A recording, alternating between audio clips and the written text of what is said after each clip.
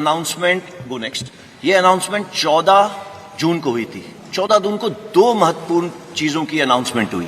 एक 10.5 lakh jobs government के लिए, और दूसरी अनाउंसमेंट अग्निपथ स्कीम की, जहां पे केवल 46,000 वैकेंसीज थी। बट किसी वजह से ये पूरी दौड़ 14 तारीख से इन 46,000 वैकेंसीज की तरफ चली गई, और उसमें आप लोगों का योगदान काफी है। Go next. ये रिफॉर्म क्यों आया? ये रिफॉर्म लॉन्ग पेंडिंग था। सबसे ऊपर वाली आप स्टेटमेंट देखिए, ये स्टेटमेंट आज की नहीं है, ये 1989 की स्टेटमेंट है। 1989 में ये काम शुरू हुआ था। हमारी तमन्ना थी कि ये काम शुरू हो, बट उसकी और भी कई सारी पहलू थे। वो चाहता था कि ऑफिसर की एज कम हो, कमांडिंग ऑफिसर की एज कम हो, टीथ टू टेल रेशियो कम हो, तो एक एक करके ये काम शुरू करा गया। कमांडिंग ऑफिसर की एज कम करी गई, जो हमारी टीथ टू टेल रेशियो है वो कम करी गई। उसके बाद कारगिल रिव्यू कमेटी के अंदर अरुण सिंह कमेटी ने बोला एक सीडीएस का गठन होना चाहिए, वो काम हुआ। अब उसी चीज को आगे ले जाते हुए हमने जो नेक्स्ट रिफॉर्म था वो था कि किसी तरीके से जो एज हमारी 32 साल है, ये देखिए ये बता रहा है 30 साल 1989, आज ये 32 साल पहुंच गई है। 32 साल को किस तरीके से 26 साल ला सके। ऐसा क्यों? हमारे को यूथफुल प्रोफाइल चाहिए। ये क्यों चाहिए? बिकॉज आप सबको मालूम है 2030 के अंदर हमारे देश के अंदर 50% पीपल 25 साल की उम्र से कम होंगे।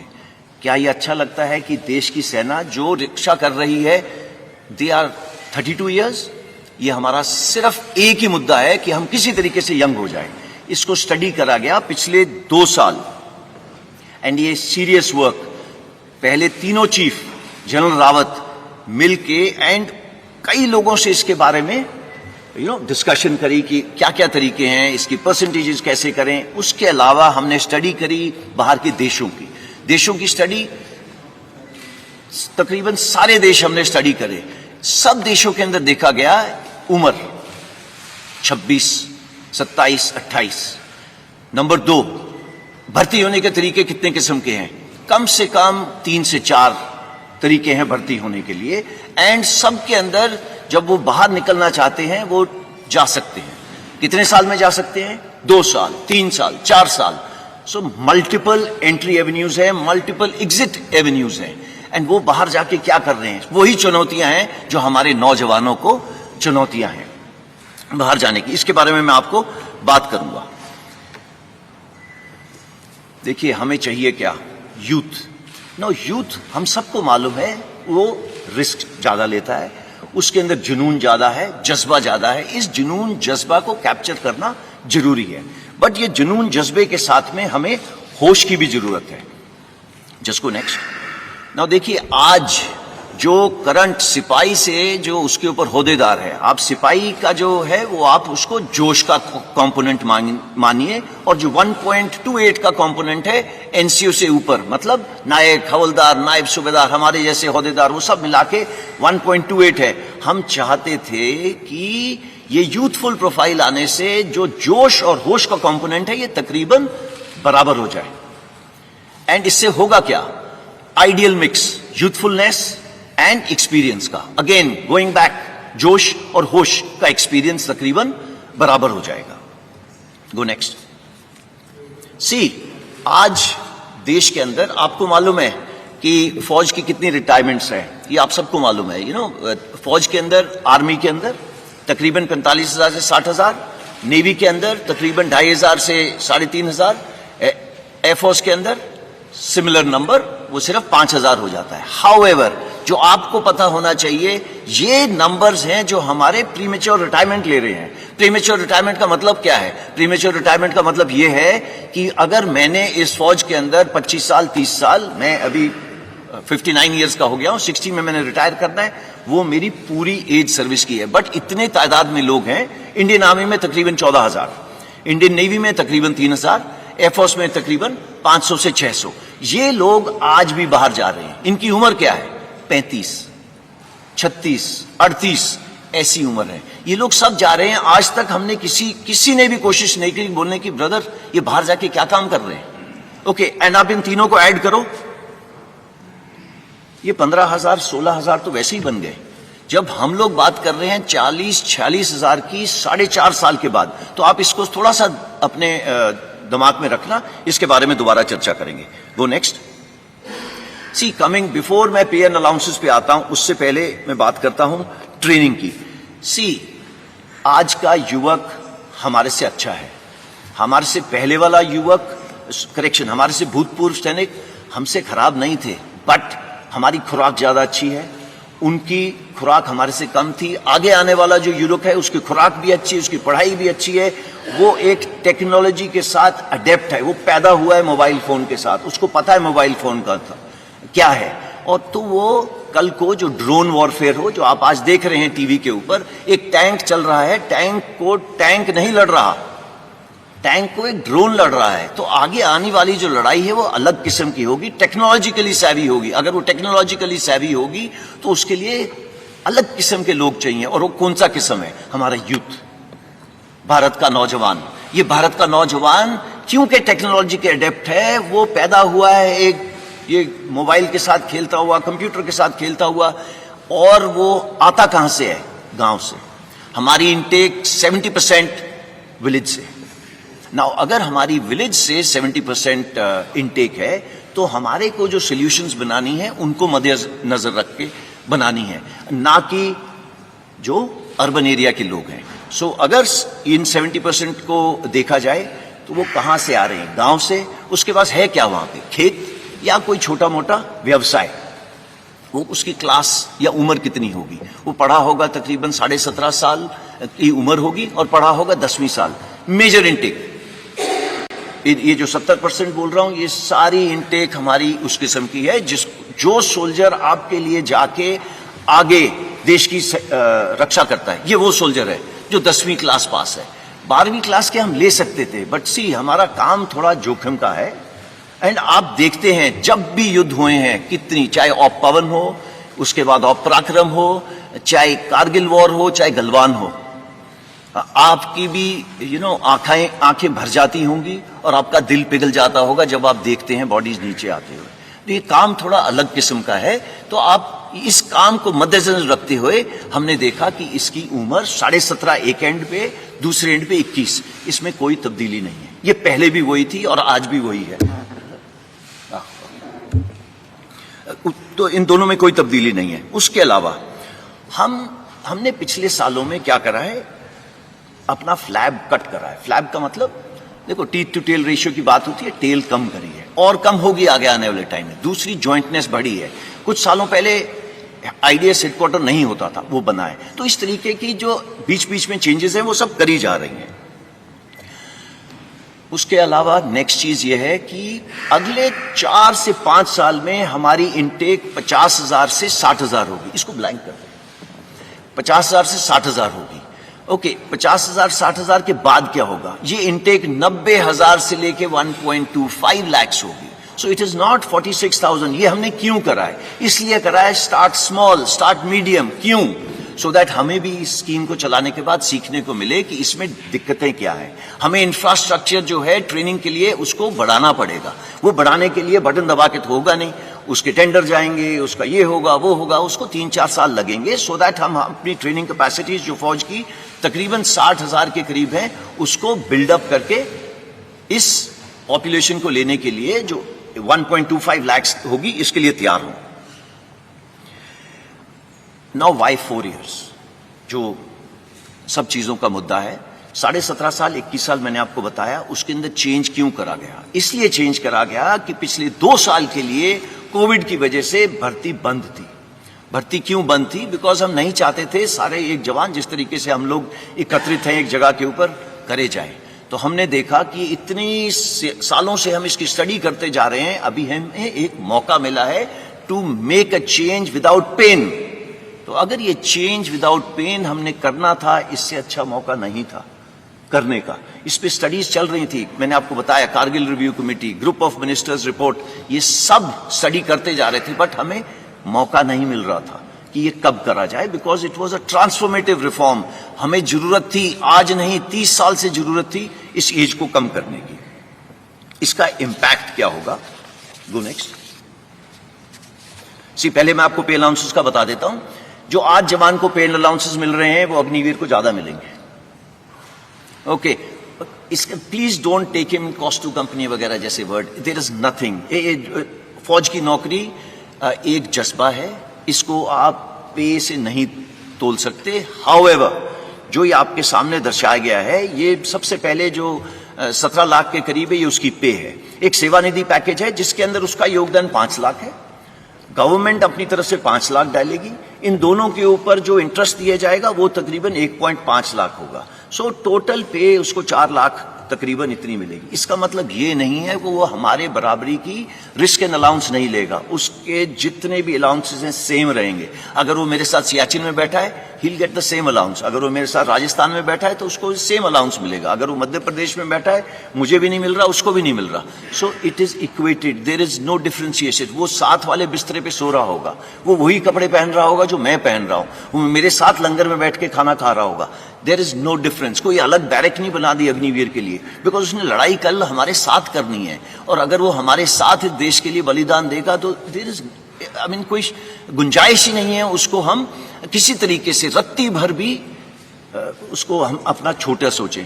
नहीं, इसमें ऐसा कुछ नहीं है। मैंने बैंक लोन यहां पे इसलिए डाला है बिकॉज ये बार बार आ रहा है कि भैया 4 साल के बाद क्या, तो 4 साल के बाद क्या, मैं इसके बाद आपको बताता हूं।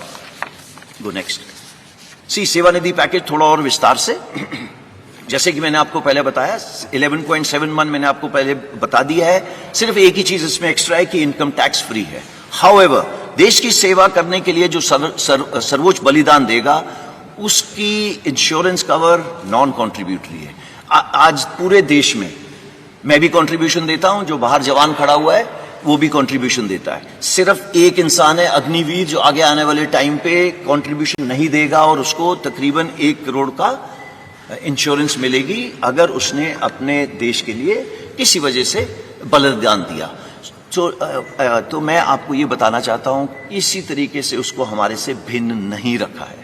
इसके अलावा जो डिसेबिलिटी, अगर किसी कारण मैं ये टाइगर हिल की तरफ दौड़ रहा हूं या कुछ हो रहा हूं, मेरे कुछ गोली लग गई एक्सेट्रा, सेम प्रोविजन, जो मेरी प्रोविजन है वही उसकी प्रोविजन है। देयर इज नो फर्क for an Agniveer. Go next. Now coming what after 4 years, जिसकी वजह से आई एम श्योर आप यहां पे इकट्ठे हुए हैं।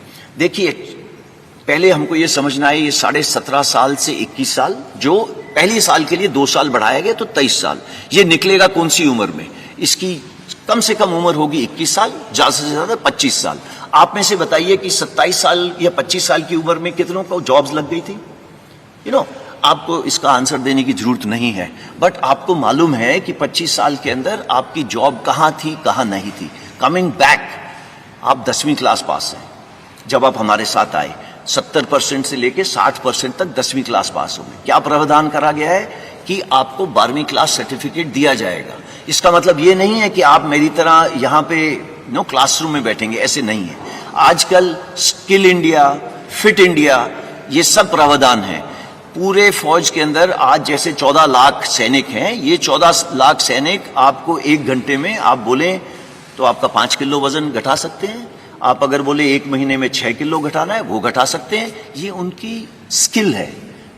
आप लोग सब जा रहे हैं, फीस दे रहे हैं एक क्या कहते हैं जिम के अंदर, ये उसको अपने आप इनग्रेन होती है। ये हम रोज करते हैं।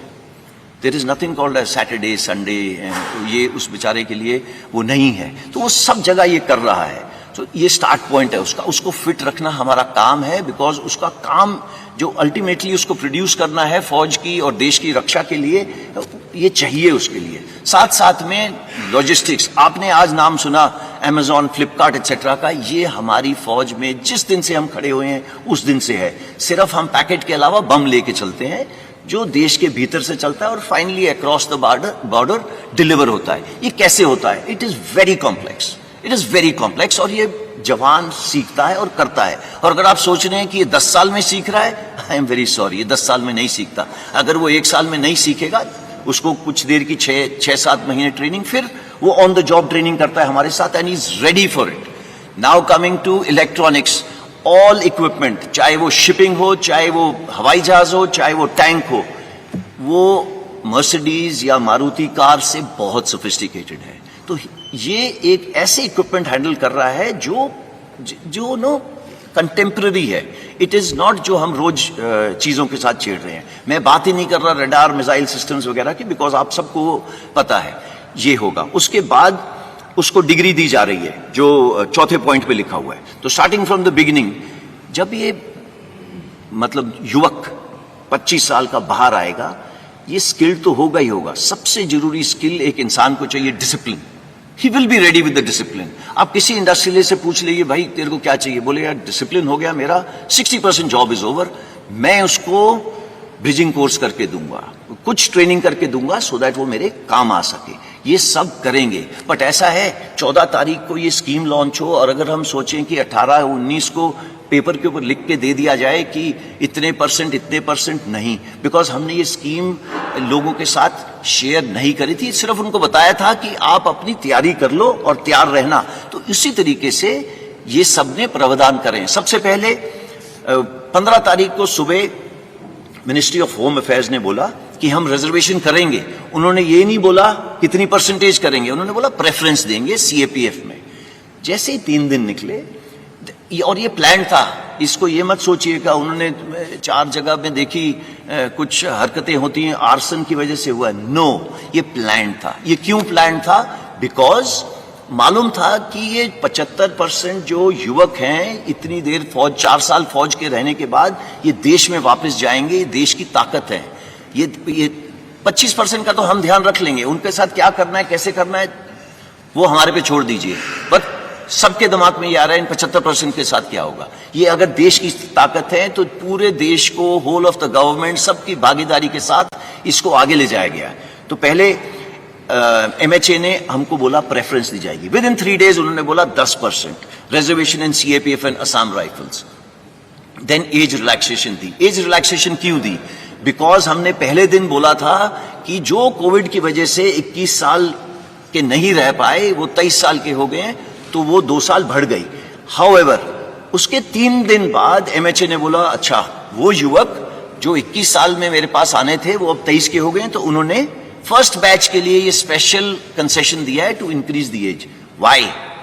बिकॉज सबके सब यूथ के साथ कनेक्टेड है। उनको मालूम है देश का भविष्य, यूथ का भविष्य एकदम इंटीग्रेटेड है।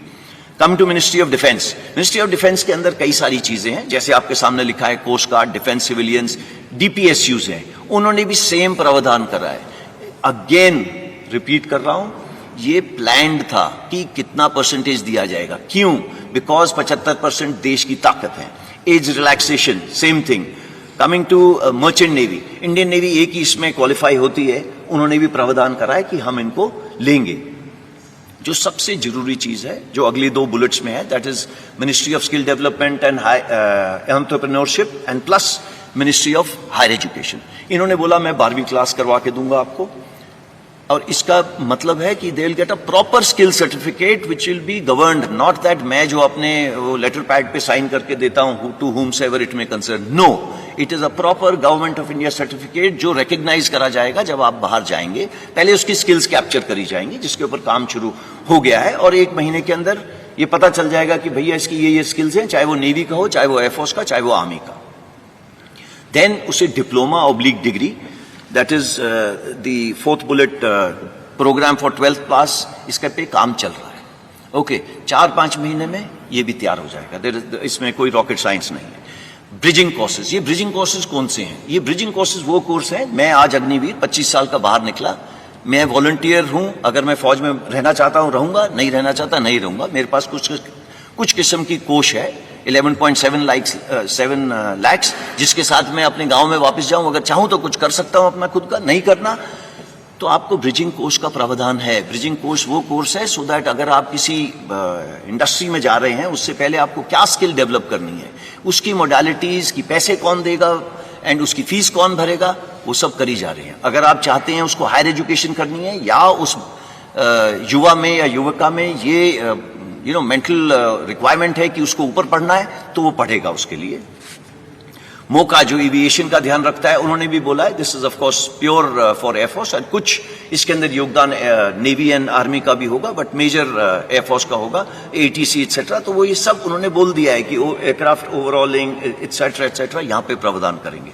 जो next then state governments, state police, आपने ये स्टेटमेंट पढ़ी होगी, ये एमएचए ने स्टेटमेंट दी थी जिसके अंदर उन्होंने दोनों चीजें कवर करी थी। नंबर एक, सीएपीएफ और उसके साथ में स्टेट पुलिस, दोनों में रिक्रूटमेंट करेंगे। 4 प्रदेश तो ऐसे हैं, मैं उनका नाम नहीं लेना चाहता, जिन्होंने बोला है कि जितने लोग अग्निवीर वापस आएंगे मैं सबको जॉब दूंगा, सबको।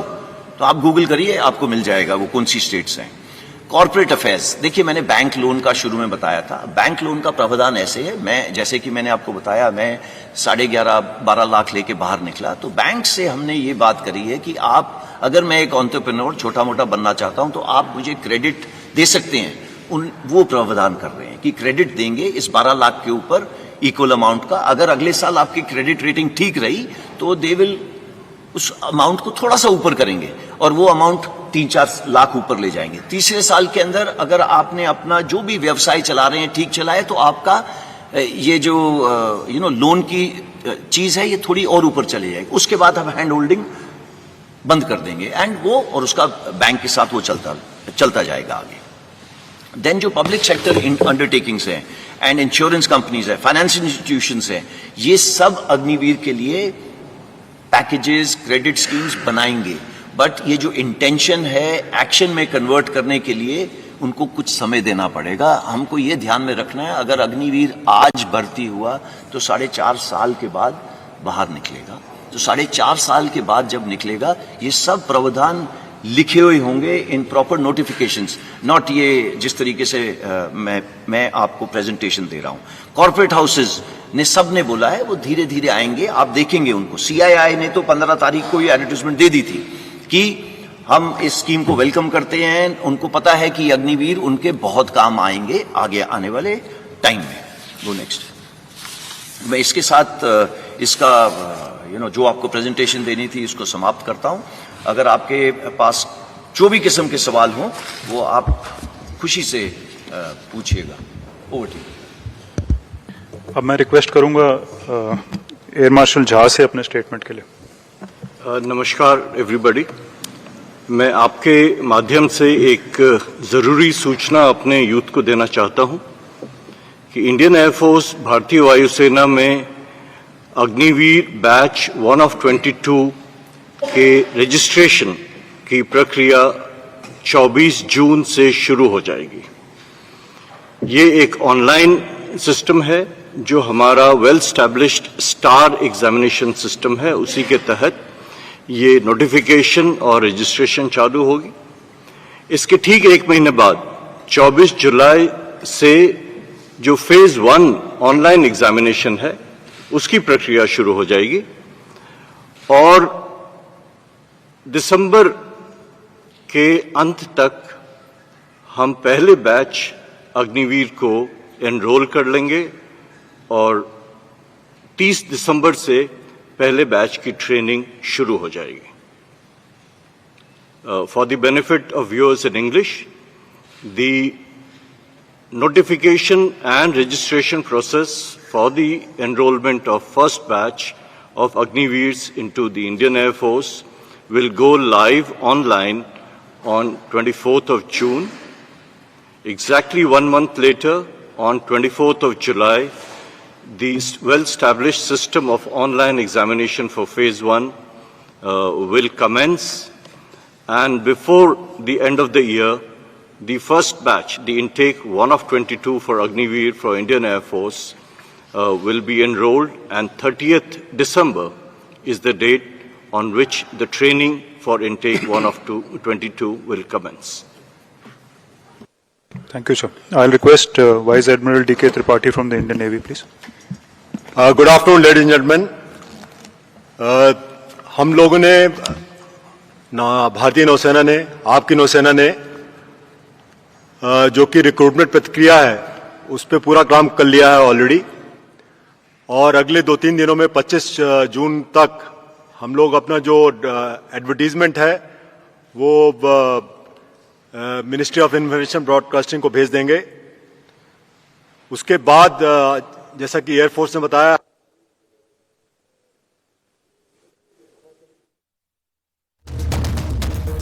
Can you hear me now? Okay, sorry, फिर से शुरू करता हूं मैं।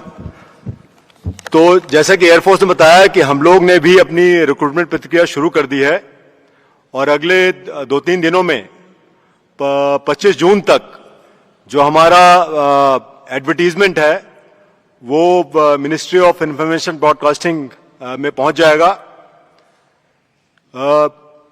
एयरफोर्स की तरह हमारा रिक्रूटमेंट भी ऑनलाइन होता है और वो भी 1 महीने के अंदर जो हमारे स्टेप्स हैं रिक्रूटमेंट के वो सब शुरू हो जाएंगे। और मुझे हमारी जो टाइम लाइन्स हैं उसके हिसाब से 21 नवंबर जो हमने डेट चुनी है, 21 नवंबर को हमारा फर्स्ट अग्निवीर हमारी जो बेसिक ट्रेनिंग इंस्टीट्यूशन है INS चिल्का उड़ीसा में, वहां पर रिपोर्ट करना शुरू कर देगा। और जैसा कि आपको पता है, हमारे नौसेना अध्यक्ष ने पहले भी बताया था कि हम लोग अग्निवीर जो हमारे आएंगे नेवी में वो जेंडर न्यूट्रल रहेंगे। तो विमेन अग्निवीर भी हम लोग ले रहे हैं और उसके लिए अपनी जो हमारी ट्रेनिंग करिकुलम है, जो इंफ्रास्ट्रक्चर जो भी मॉडिफिकेशन करना है, वो काम ऑलरेडी शुरू हो चुका है। तो मैं 21 नवंबर का वेट करता हूं और मुझे आशा है कि both male and female Agniveers will report at INS Chilka. Thank you. I'll request Lieutenant General C.B. Punappa, Adjutant General, Indian Army now.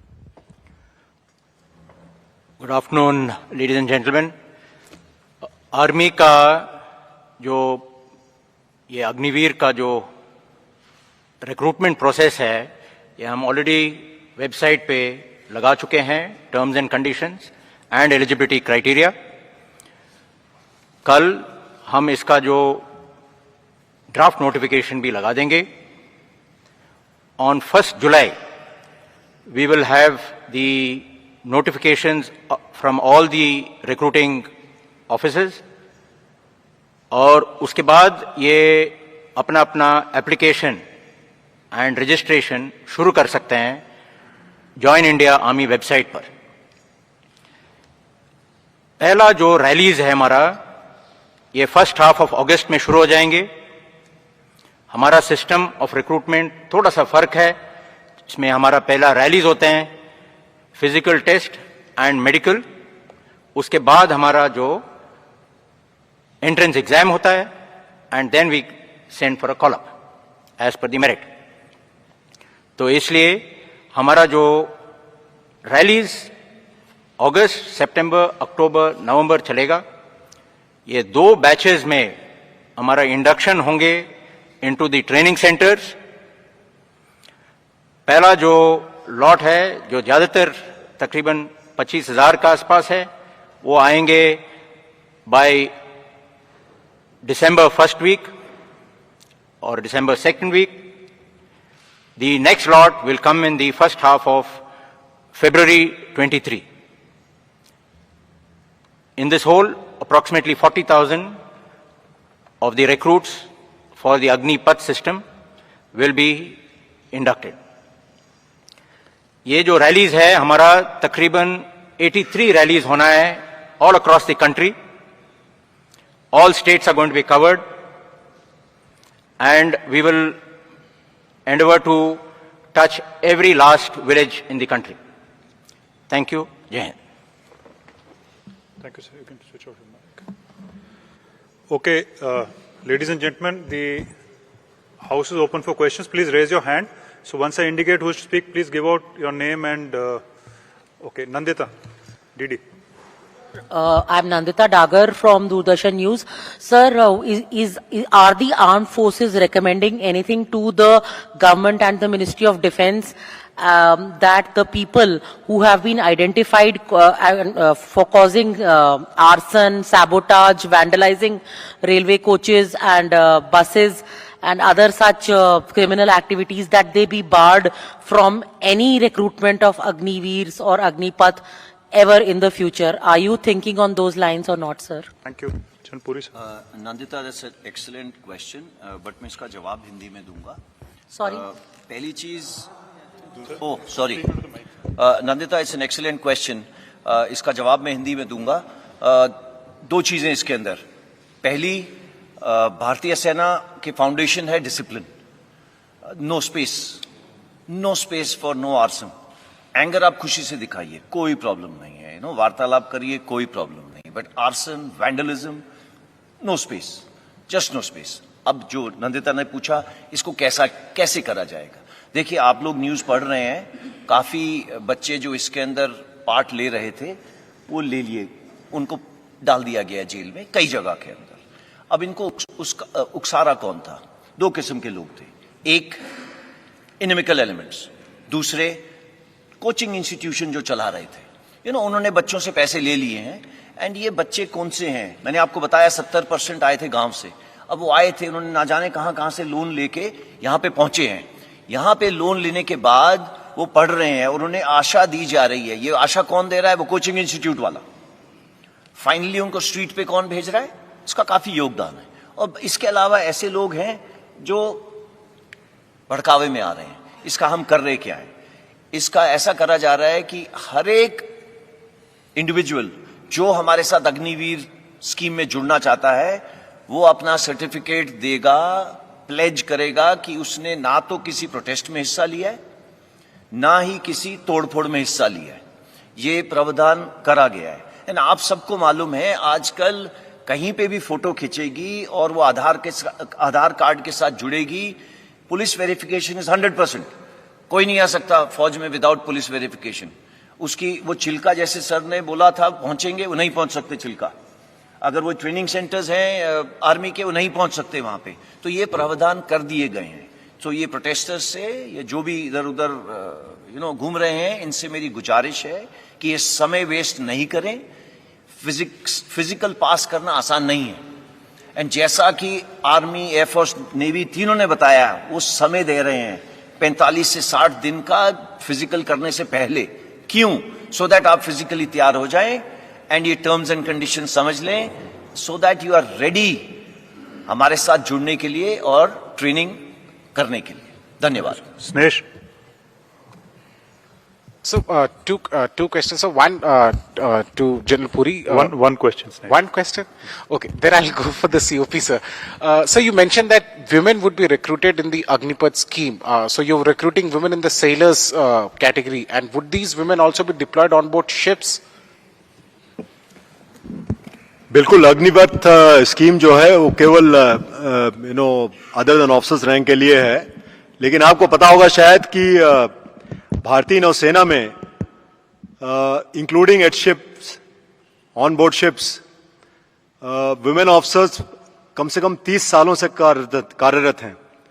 And as we speak, कम से कम 30 वुमेन ऑफिसर्स अभी भी कई जहाजों में सेल कर रही हैं समुद्र में. तो हमारी नौसेना ने डिसाइड किया कि अब समय आ गया है कि अग्निवीर तहत के, इस स्कीम के तहत के अधीन हम लोग वुमेन सेलर्स भी भर्ती करेंगे और हर ट्रेड में भर्ती करेंगे, which will include these Agniveers who will go to C.